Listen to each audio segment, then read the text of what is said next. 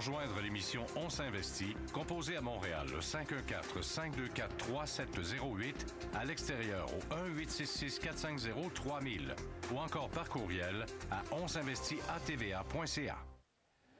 Bon, alors, le vote qui est en cours au Sénat américain, je vous rappelle, ça prend une super majorité, 60, donc pour que le bill soit approuvé avant la signature par le président Barack Obama. Alors, vous le voyez, là, la façon de procéder, c'est qu'on appelle chacun des sénateurs, un par un, et ils doivent aller voter à la table. Ça se fait de façon électronique. Alors, c'est la raison. On a l'impression qu'ils sont juste sur le bord d'aller manger du Saint-Hubert. Tout le monde se parle, tu sais. Pourtant, ça s'est chicané pendant je ne sais pas combien de mois pour le rehaussement de cette dette-là. Et finalement, bien là, on est en train de procéder au vote. On va avoir le résultat au cours des prochaines minutes. Hier, je vous rappelle que la Chambre des représentants a accepté ce fameux règlement. Alors, on va surveiller ça de très, très près. Et un petit peu plus tard, Barack Obama qui doit prendre la parole. Hier, ça a été accepté à 268 contre 161.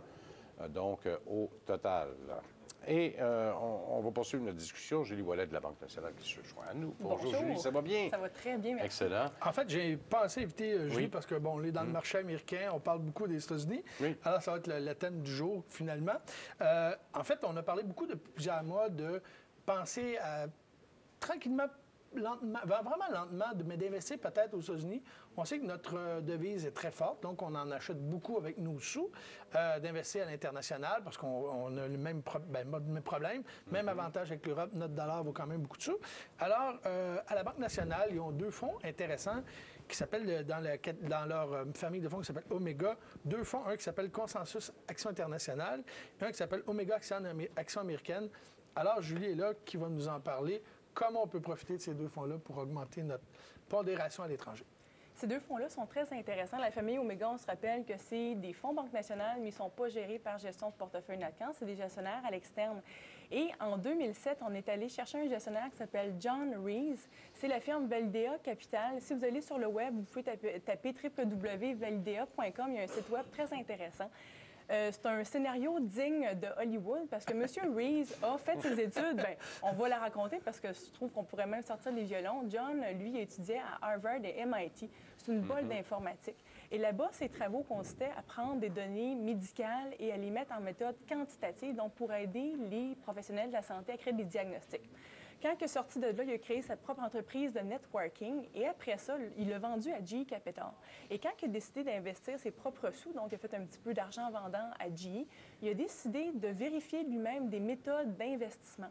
Le premier livre qu'il a acheté, c'est le livre de Peter Lynch. Donc, il a étudié la façon d'investir de Peter Lynch et il l'a quantifié. Il a commencé à investir, commencé à battre le marché, etc. Et tranquillement, pas vite, dans sa méthode d'investissement, il a ajouté 12 gourous, peut-être même 17 gourous présentement. Donc, il a commencé à investir ces sommes et nous, on a fait deux fonds mutuels avec lui en 2007. Donc, on a créé deux fonds, un fonds qui est américain, 100% américain, un fonds 100% international. Donc, qu'est-ce qu'on voulait faire? C'est enlever les émotions des gestionnaires de portefeuille pour créer des fonds qui, espérons-le, vont essayer de battre le marché tout simplement.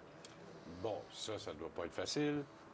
Surtout par les temps qui courent. Très facile. C'est facile. C'est très facile parce que c'est l'ordinateur qui va faire justement les décisions d'investissement basées sur les méthodes quantitatives qu'ils vont faire. Donc, on parle à ce moment-là de Warren Buffett, Peter Lynch, il y a M. James O'Shaughnessy, il y a Benjamin Graham, donc des noms qu'on connaît un petit peu là, dans l'industrie financière depuis des années. C'est comme si on avait reproduit les cerveaux de ces grands connaisseurs-là dans un système informatique, puis on dit maintenant, c'est ça. On gère les fonds. C'est comme ça que ça marche. Exactement. Alors, si c'est bon pour eux, puis c'est bon pour vous, pourquoi c'est pas bon ailleurs?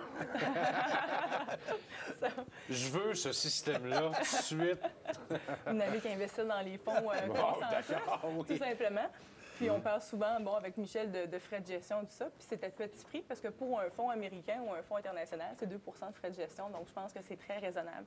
Puis qu'est-ce qu'il faut dire aussi, c'est souvent les fonds mutuels vont avoir énormément de titres à l'intérieur. Le fonds américain, on a 100 titres à l'intérieur et le fonds international, on a 50 titres. Et le fonds international va être rebalancé selon ces méthodes-là une fois par année. Donc, on va carrément tout défaire le portefeuille pour acheter des nouveaux titres. Et le fonds des actions américaines, on va carrément le rebalancer à 2,5 mois. Donc, il y a 5 stratégies financières qui sont choisies, donc 5 gourous financiers qui sont choisis, et on le rebalance à 2,5 ans, tout simplement. Donc, c'est la machine encore qui prend les décisions.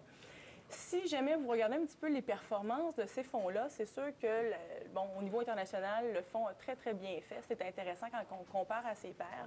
Au niveau du fonds Actions américaines, on en parlait tout à l'heure, il n'a pas très, très bien performé. Pourquoi? C'est tout simplement au niveau de la devise. On parle souvent de l'effet des devises sur les fonds communs de placement parce que c'est un fonds qu'on investit en dollars canadiens.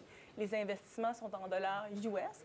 Donc, si notre devise canadienne s'apprécie, ça veut dire que la valeur de nos investissements, si le marché reste neutre, à ce moment-là, va diminuer tout simplement. Un peu comme on a vu tout à l'heure, je m'excuse Julie, avec le fonds qui avait gagné 17 là. Oui, le fonds Power, le fonds Power de l'action américaine de Dynamique. Alors, effectivement. Alors, avec la devise canadienne, 1,5 $, 1,6 $, là, ça diminue. Là. Ouais.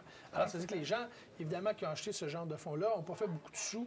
En tout cas, dans le cas du fonds international, pour ceux qui s'intéressent, sur 3 ans, le rendement du fonds était de 0,8 alors que la médiane des fonds de même catégorie est moins 3,7 Donc, très bien fait, premier quartile, sur 2 ans et sur 3 ans, alors que le fonds d'action américaine Omega Consensus a fait un rendement de 3 sur 3 ans, alors que le marché a fait 3,7 Donc, c'est pas beaucoup moins, mais le fait que c'est un fonds qui ne se hedge pas, bien évidemment, a subi un petit peu les contre-coups. Par contre, la bonne nouvelle, c'est que si un jour les Américains s'entendent entre eux, ils réussissent à s'entendre entre eux, puis que la devise américaine prend un petit peu de valeur, évidemment, à chaque fois que ça va prendre 1 de valeur, votre fonds va prendre beaucoup de valeur. Alors, c'est pas un placement qu'on fait à court terme, comme jamais on devrait faire, mais c'est un placement à long terme.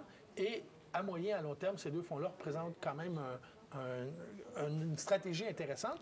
Et si on regarde le fonds Consensus Action Internationale, le rendement est beaucoup plus élevé que la médiane de cette catégorie-là pour un risque moindre que cette médiane-là. Donc, ça veut dire que vous en avez beaucoup pour votre argent. C'est très intéressant. Fonds US, bien sûr. Oui. Puis le fonds US, juste pour vous montrer un petit exemple chiffré, lorsqu'on a parti le fonds en 2007, le fonds était classé dans Morningstar comme un fonds de moyenne à grande capitalisation. Mais qu'est-ce qui s'est passé durant les dernières années? C'est que probablement que les actions de petite capitalisation étaient beaucoup plus attrayantes pour un portefeuille. Donc actuellement, le fonds est classé comme un fonds de petite capitalisation. Puis aussi, on n'a pas besoin d'avoir une limite. Le fonds pourrait tomber 100 technologie, 100 énergie demain. On n'a aucune limite.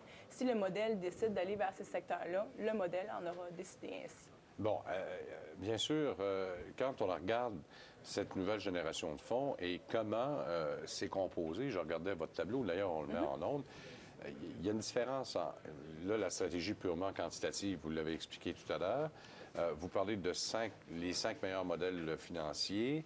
De l'autre côté, vous parlez d'une cote consensus qui est attribuée à chaque titre. C'est quoi ça, une cote consensus? Ça marche comment? Vous pouvez même aller le voir sur le site Web. C'est que si demain matin, vous voulez aller voir Goldcorp ou n'importe quel titre sur le marché américain, vous rentrez la cote et à ce moment-là, on va vous donner une cote selon Warren Buffett, selon Peter Lynch. Donc, exemple, on va attribuer une cote de 90 ou de 70 et c'est comme ça que le modèle, à ce moment-là, va décider de rebalancer le portefeuille avec ces titres-là ou non. Un des avantages aussi de ce genre de fonds-là, c'est qu'évidemment, les gestionnaires, on sait que les gestionnaires, souvent, vont passer beaucoup de temps à aller rencontrer les présidents d'entreprise, les chefs d'entreprise, vont voyager beaucoup, ça coûte très cher. Quand on va avec des fonds comme ça, avec des modèles quantitatifs, évidemment, le gestionnaire, il reste dans son bureau, il attend. Et en fait, il va travailler son modèle, mais il n'y a pas à se déplacer. Donc, par exemple, si on regarde le consensus international, le frais de gestion est de 2 alors que la médiane de ce type de fonds-là, c'est 2,42 La même chose, le fonds américain, il est à peu près 40 points de base en bas de la médiane. Donc, il y a un avantage au niveau du coût, parce qu'on dit toujours que les fonds mutuels coûtent très cher. Évidemment, vous n'avez pas ces frais-là à débourser. Donc, c'est un des avantages, entre autres, de ce type de fonds-là. Effectivement.